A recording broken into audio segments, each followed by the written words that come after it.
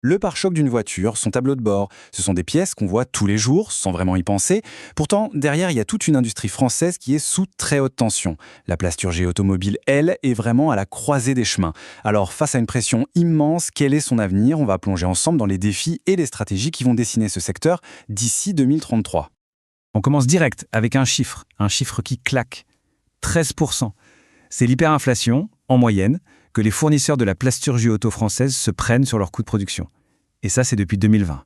Ce n'est pas une petite hausse, c'est un véritable choc économique qui vient fragiliser toute la filière. Et derrière ce chiffre, il y a des mots très forts, ceux de Jean-Baptiste Humann, le président du groupement Plasturgie Automobile. Son message est sans équivoque. Il met vraiment le doigt sur l'urgence de la situation. Continuer comme ça, ce n'est tout simplement pas possible pour les entreprises. Bon, alors, comment est-ce qu'on en est arrivé là? En fait, il ne s'agit pas d'un problème unique et isolé. L'industrie est carrément prise dans ce qu'on peut appeler une tempête parfaite, c'est-à-dire une convergence de plusieurs crises qui arrivent tout en même temps. Et les défis sont colossaux. D'un côté, il y a la transition vers l'électrique qui demande des investissements gigantesques. De l'autre, on a une concurrence internationale, chinoise notamment, qui est féroce et qui tire les prix vers le bas. Et si on ajoute à ça l'explosion des coûts des matières premières et de l'énergie, on obtient un secteur où la gestion de crise, c'est devenu la norme.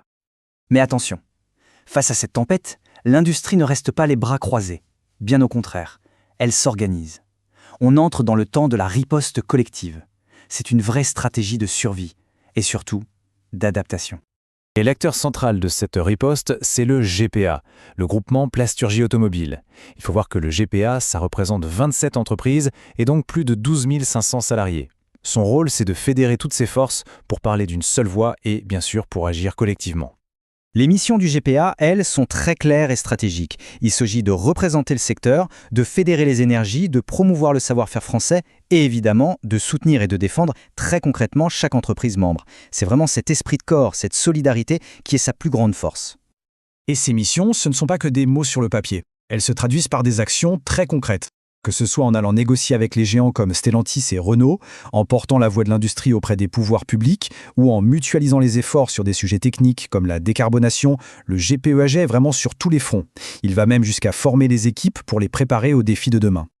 Et justement, cette force collective, elle permet non seulement de gérer la crise, mais aussi et surtout de préparer activement l'avenir. Le virage est donc stratégique, l'industrie s'oriente résolument vers la durabilité et l'économie circulaire.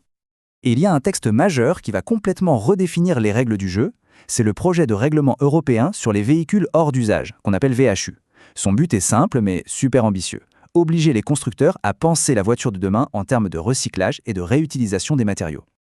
Et le chiffre clé de cette réglementation, il faut vraiment le retenir, c'est celui-ci. 25%, c'est la part de plastique recyclé qui devra obligatoirement être intégrée dans chaque nouveau véhicule. C'est un défi technique et logistique qui est énorme, mais c'est aussi une occasion unique de se positionner en leader de l'économie circulaire. Et le point qui est crucial ici, c'est que la filière n'attend pas d'être au pied du mur. Pas du tout. Le GPA et ses membres sont déjà au travail. Ils participent très activement à des groupes de réflexion, comme le GT Carbone, pour justement anticiper ces changements, développer les bonnes pratiques et être fin prêt le jour où la réglementation entrera en vigueur. Mais ce virage vers l'avenir ne s'arrête pas au recyclage. L'industrie est en train d'explorer une nouvelle frontière qui est assez passionnante, celle des nouveaux matériaux, et en particulier des bioplastiques. Concrètement, de quoi on parle? Imaginez des plastiques fabriqués à partir de maïs, comme le PLA, qu'on utiliserait pour les pièces à l'intérieur de l'habitacle. Ou bien des plastiques très résistants, mais cette fois biosourcés, c'est-à-dire issus de matières végétales et plus du pétrole. C'est une vraie révolution qui est en train de s'amorcer. Et là où ça devient vraiment intéressant, c'est quand on regarde l'opportunité économique. Le marché mondial des bioplastiques est en pleine explosion. On parle d'une multiplication par 4 en moins de 10 ans. C'est tout simplement un marché colossal qui est en train de naître. Bien sûr, tout n'est pas si simple. Le principal obstacle, ça reste le coût. Produire un bioplastique aujourd'hui, ça coûte plus de 10% plus cher qu'un plastique classique. L'industrie doit donc naviguer au milieu de ce dilemme. Comment on fait pour concilier les impératifs de compétitivité avec les bénéfices environnementaux, qui sont pourtant évidents? Mais regardons où se situe le cœur battant de ce futur marché. D'ici 2035, l'Europe devrait représenter plus de 40% de la demande mondiale de bioplastique. C'est donc ici, chez nous, sur notre continent, que la bataille de l'innovation et de la production va se jouer. Pour la filière française, c'est une chance unique. Ça veut dire potentiellement des usines plus vertes, de nouveaux emplois très qualifiés et un leadership à prendre sur la voiture de demain. Donc si on résume, la feuille de route vers 2033 se dessine assez clairement. Le succès va reposer sur la capacité à maîtriser 4 grands piliers. D'abord, l'économie circulaire pour relever le fameux défi des 25%. Ensuite, l'innovation dans les bioplastiques pour aller capter ce marché d'avenir.